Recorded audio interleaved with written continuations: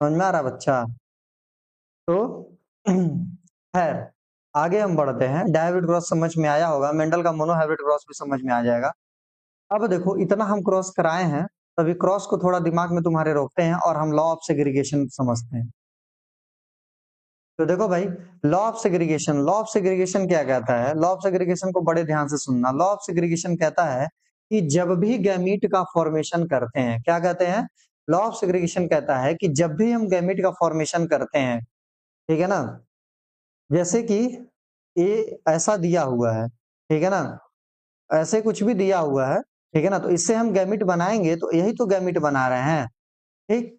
तो जब भी हम गैमीट का फॉर्मेशन करते हैं, तो गैमीट सेग्रीगेट कर जाता है, ठीक है ना? गैमीट फॉर्मेशन के टाइम पे गैमीट आपस में सेग्रीगेट कर जाता है, ठीक है ना? बिना मतलब एक दूसरे को बिना देखे हुए गैमीट आर सेग्रीगेट इंडिपेंडेंटली, ठीक है ना? अपने आप गैमीट सेग्रीगेट हो जाता है। यही कहता है लॉ ऑफ सेग्रीगेशन, यही कहता है कि गैमीट के फॉर्मेशन के टाइम पे गैमीट आपस में सेग्रीगेट हो जाते हैं। जैसे कि यहाँ पे गैमीट आपस में क्या हो रहे हैं? एक दूसरे से सेग्रीगेट हो जा रहे हैं, ठीक है ना? बिना एक दूसरे को डिस्टर्ब किए गैमीट सेग्रीगेट हो जा रहे हैं, ठीक है ना? तो लॉ ऑफ इंडिपेंडेंट असॉर्टमेंट यही कहता है। और मेंडल का लॉ ऑफ सेग्रीगेशन देखो, यहाँ पे ए गैमीट था, गैमीट फॉर्मेशन के टाइम पे ए गैमीट सेग्रीगेट हो गया, गैमीट बन गया, फिर इस तरीके से चला जाता है। तो जब मेंडल अभी ये जो देखो अभी तक हम जितना ये सारा कुछ समझते आ रहे हैं कि कैपिटल आर कैपिटल वाई है, तो सर आपने क्यों ऐसा बनाया? तो ये क्या हम अभी तक करते आ रहे थे? शुरू से ही ये हम लॉ ऑफ सेग्रीगेशन करते आ रहे थे। जैसे कैपिटल टी था, तो इससे एक टी बना दे रहे थे। स्मॉल टी था, तो इससे गैमीट बना रहे थे, एक स्मॉल टी बना दे रहे थे। फिर कैपिटल टी स्मॉल टी, तो इसको हम वहां पर भी गैमीट वाले तरीके से आपको समझाए थे। और यहाँ पर भी सेम बात हम आपको गैमीट के तरीके से समझा रहे हैं कि गैमीट फॉर्मेशन के टाइम पे गैमीट जो होते हैं आपस में एक दूसरे से क्या कर जाते हैं? सेग्रीगेट कर जाते हैं, अलग अलग हो जाते हैं, ठीक है ना? ये किसने बताया था? मेंडल ने बताया था। और मेंडल को कैसे पता चला था? तो मेंडल को गैमीट के बारे में तो कुछ नॉलेज नहीं था, ना मेंडल को जीन के बारे में पता था। मेंडल कुछ क्या कहा करते थे? मेंडल हमेशा ये कहा करते थे कि कोई ना कोई एक ऐसा फैक्टर होता है जो एक जनरेशन से दूसरे जनरेशन में जाता है और सेग्रीगेट हो करके जाता है ना? पर जब साइंटिस्ट कम्युनिटी ने मेंडल से पूछा कि कौन सा फैक्टर है, वो फैक्टर है क्या, उसका नाम तो बताओ, उसका बेसिस बताओ, उसका कुछ मॉलिक्यूलर बातें बताओ, तो मेंडल के पास इस चीज की बिल्कुल एकदम जीरो नॉलेज हुआ करती थी, ठीक? तो मेंडल का लॉ ऑफ सेग्रीगेशन यही कहता है कि गैमीट फॉर्मेशन के समय पे गैमीट सेग्रीगेट हुआ करते हैं। तो मेंडल का दूसरा लॉ भी आपको समझ में आया होगा। पहला लॉ क्या था? Law of dominance. Law of dominance यही कहता है कि जो डोमिनेंट कैरेक्टर होते हैं अपने आप को एक्सप्रेस कर जाते हैं F1 जनरेशन में ही। लॉ ऑफ सेग्रीगेशन कहता है कि जो गैमीट फॉर्मेशन के टाइम पे गैमीट आपस में एक दूसरे से सेग्रीगेट कर जाते हैं, ठीक? एक खास बात कंपटीशन का और है कि जो एग्जाम में पूछा करता है कि इन तीनों लॉ में से law of dominance, law of segregation और लॉ ऑफ इंडिपेंडेंट असॉर्टमेंट जो आपको बताने जा रहे हैं, तो इन तीनों लॉ में से क्या बोला?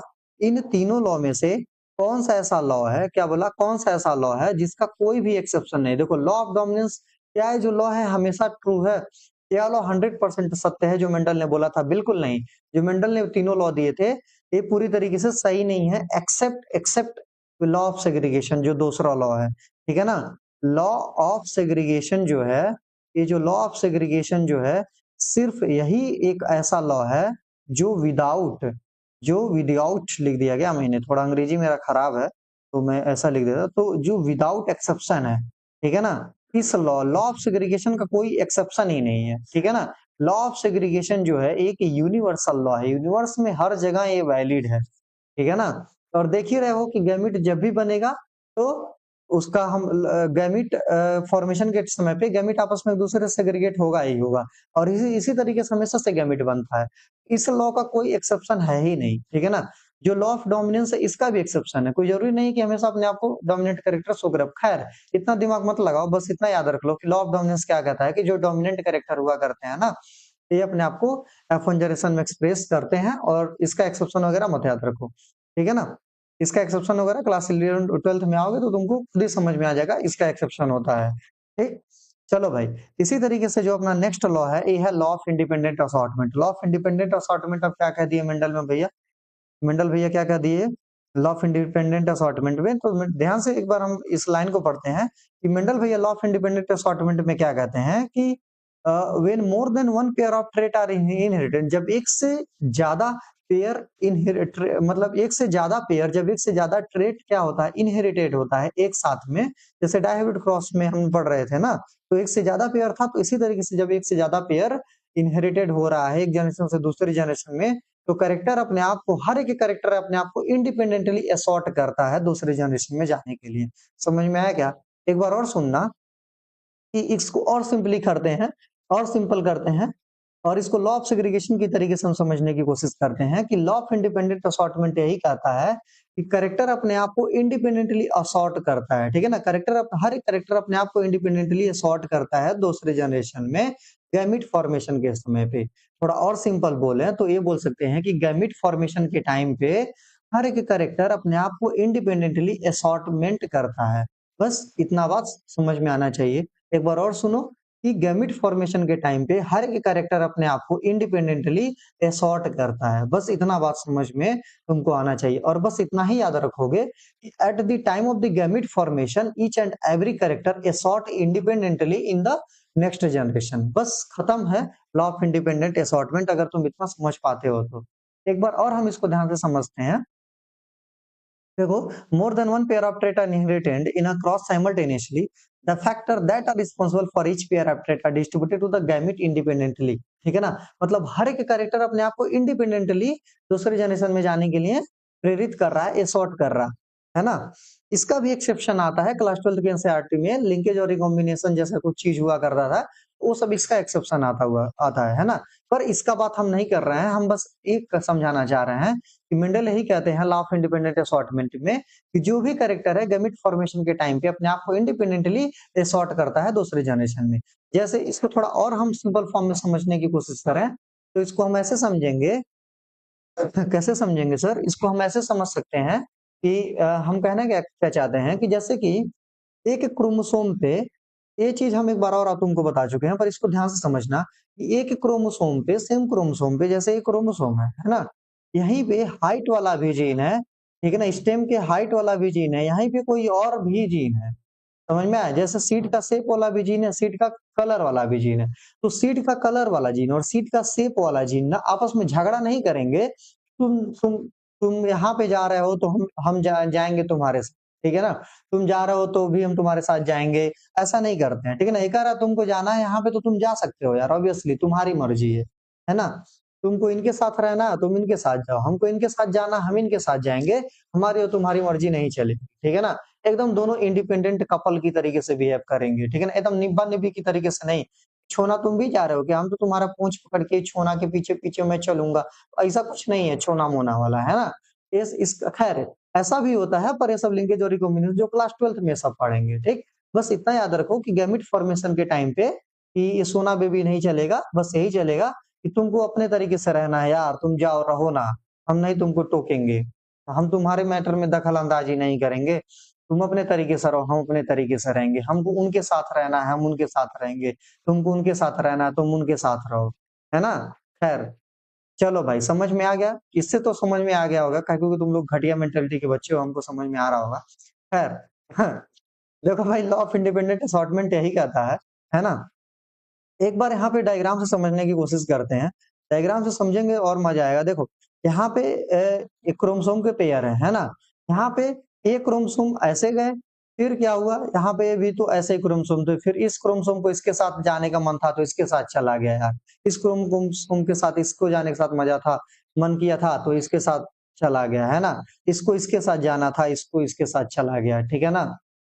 इसको इसके साथ जाना था, इसके साथ चला गया। अरे सर क्या बात कर रहे हैं, ऐसे ही तो आज के जनरेशन में हो जा रहा है। बिल्कुल यार, लॉ ऑफ इंडिपेंडेंट असॉर्टमेंट हो गया है। बताओ यार कितना गंदा है ना। आज तुम्हारे साथ है, कल उसके साथ रह रही है, कितना गंदा बात है। कोई बात नहीं यार, ठीक है, अपनी अपनी वाली को संभाल के रखना यार, नहीं तो ऐसा ही किसी के साथ चले जाएगी तो फिर तुम नाचते रह जाओगे। इसीलिए पढ़ लो, है ना, ताकि तुम्हारी वाली के साथ रहे। कोई बात नहीं यार, यहाँ पे कॉम्बिनेशन देखो, कॉम्बिनेशन वन, कॉम्बिनेशन टू, ए वाला इसके साथ, ए वाला इसके साथ। हाँ, ऐसा ही होता है, ऐसा भी नेचर ने बनाया हुआ है। हम ना, हमारी गलती है ना तुम्हारी गलती है ना उसकी गलती है यार, कोई बात नहीं। लॉ ऑफ इंडिपेंडेंट है शॉर्ट में, ठीक है ना। सबको लाइफ में इंडिपेंडेंसी चाहिए, पर इतना भी नहीं। कोई बात नहीं, पढ़ो। देखिए, इसके बाद अगला क्या है, सेक्स डिटर्मिनेशन। सेक्स डिटर्मिनेशन क्या है? सेक्स डिटर्मिनेशन भी एकदम मौज-मस्ती के साथ समझ में आ जाएगा। यहाँ पे देखो सेक्स डिटर्मिनेशन कैसे करते हैं, ठीक है ना? सेक्स डिटर्मिनेशन भी करना आसान है। ये भी जैसे भी हम क्रॉस कराते आ रहे हैं, ऐसे ही कुछ सेक्स डिटर्मिनेशन भी कर लेंगे। देखो भाई, एकदम ईज़ी है सेक्स डिटर्मिनेशन करना और इसको समझना भी, ठीक है ना? एकदम लुल्लू-पुल्लू सा कांसेप्ट है। कैसा कांसेप्ट है? एकदम लुल्लू-पुल्लू सा। चलो ध्यान से समझना, यहाँ पे पेरेंट है, मतलब यहाँ पे फादर है, ये मदर है। तो फादर के अंदर में कौन-सा क्रोमोसोम होता है? XY। और मदर में कौन-कौन सा क्रोमोसोम है? अरे सर, वाई क्रोमोसोम। मदर में हो गया एक्स, एक्स क्रोमोसोम, ठीक? और लॉ ऑफ सेग्रीगेशन क्या कहता है मेंडल का? अभी मैंने समझाया लॉ ऑफ सेग्रीगेशन मेंडल का क्या कहता है कि गैमीट फॉर्मेशन के समय पे हर एक कैरेक्टर आपस में सेग्रीगेट हो जाया करते हैं। तो ये देखो एक्स क्रोमोसोम आ गया और वाई क्रोमोसोम सेग्रीगेट हो गया और यहाँ पे एक सिंगल क्रोमोसोम बनेगा। मदर से तो 2 एक्स है तो बस एक ही एक्स आएगा, ठीक? अब इसकी हम क्रॉस करा दें। कैसे क्रॉस कराएं? तो इसका क्रॉस इससे करा दो तो ये हो जाएगा एक्स एक्स और ऐसे क्रॉस कराएंगे तो क्या हो जाएगा एक्स वाई। अगर अगर अब देखो ये क्या है? ये तो बेबी है, ये इधर क्या हो गया? ये जनरेशन है ना, F1 जनरेशन। तो ये सब बेबी आ गई। बेबी को बेस पसंद है, बेस पसंद है तो अरे बेस उस बाद में पसंद करना। ये क्या है? ये पैदा हो गई baby girl, my baby girl. देखो, और ये हो गया बेबी बॉय, बेबी बो, तो baby boy. Baby girl, baby boy. तो देखो भाई, अगर एक्स एक्स हो गया तो बेबी गर्ल और एक्स वाई हो गया तो बेबी बॉय। कितना आसान है, बस यही था सेक्स डिटरमिनेशन। अरे बस इतना ही था क्या? बिल्कुल यार, इतना ही था। खत्म हो गया ना? बिल्कुल। सर इसको पनेट स्क्वायर से जरा एक बार कर दीजिए। अरे तुम भी थोड़ा बहुत कर लिया करो बच्चा। पनेट स्क्वायर, चलो पनेट स्क्वायर से भी समझ लेते हैं। फादर के पास क्या था? एक्स वाई था। मदर के पास था एक्स एक्स। तो यहाँ पे एक सिंगल एक्स ले लेते हैं और एक्स वाई ले लेते हैं और ऐसा तिगड़म टिगड़िंग कर लेते हैं। देखो एक्स एक्स एक्स वाई, बस हो गया। या तो बेबी गर्ल या तो बेबी बॉय आएगा। तो 50% पॉसिबिलिटी होती है कि लड़की होगी, मतलब गर्ल होगी, और 50% पॉसिबिलिटी होती है कि लकड़ा होगा। अरे लड़का होगा भाई, लड़का, लकड़ा, बॉय होगा, लकड़ी, लकड़ा, लकड़ी, लकड़ा, लकड़ी। तो देखो 50% पॉसिबिलिटी होती है कि गर्ल होगी कि बॉय होगा। और ध्यान से देखना यहाँ पे, सेक्स डिटर्मिनेशन में सबसे ज्यादा बेबी गर्ल होगी कि बेबी बॉय होगा, इसमें सबसे ज्यादा रोल किसका होता है? मदर का कि फादर का? तो सबसे ज्यादा रोल होता है फादर का, क्योंकि फादर के क्रोमोसोम में क्या है? एक्स पाई है और मदर के क्रोमोसोम में बस एक्स है। तो अगर किसी कपल के बस लड़की हो रही है तो इसमें किसकी गलती है? इसमें फादर की गलती है, ना कि मदर की गलती है ना? तो सोसाइटी में एक टैबू क्रिएट हुआ रहता है ना, तो इसमें लड़की की गलती नहीं है, इसमें लकड़े की गलती है, लड़के की गलती है। अरे समझ में आया क्या? तो इस तरीके से पूरा खत्म हो जाता है अपना जेनेटिक्स से। जब मौज मस्ती के साथ हमने पूरा जेनेटिक्स एक एक लाइन खत्म कर लिया। खैर चलो यार, खत्म करते हैं इस लेक्चर को यहीं पे, ठीक है? और यहाँ पर पूरा जेनेटिक्स आपको हम कोशिश किए कि खत्म कर पाए और 3